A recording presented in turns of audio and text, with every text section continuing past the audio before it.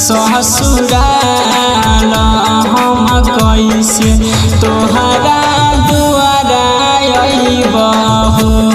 ए भोले बाबा पगली छोड़ा गइली ससुराल हम कैसे तोहरा दुआरा अइबहु। RK recording studio Madhopur.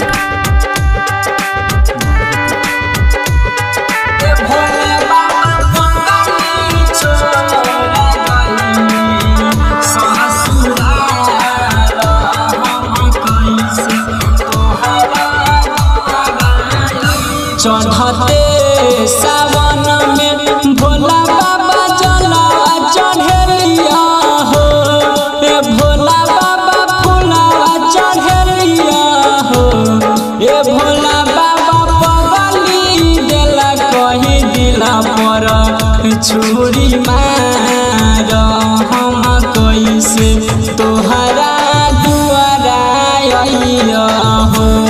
ए भोले बाबा छोड़ा गइली ससुराल हम कैसे तोहरा दुआरा अइबहु।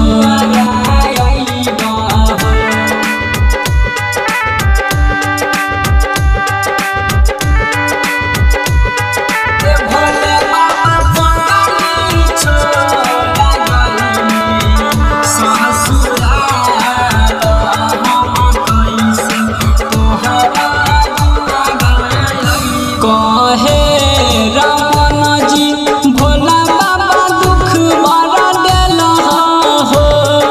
ये हो बाबा किया केल हो। ए भोला बाबा हमारो न जनमा तुम मार हम कैसे तोहरा दुआरा अइबहु।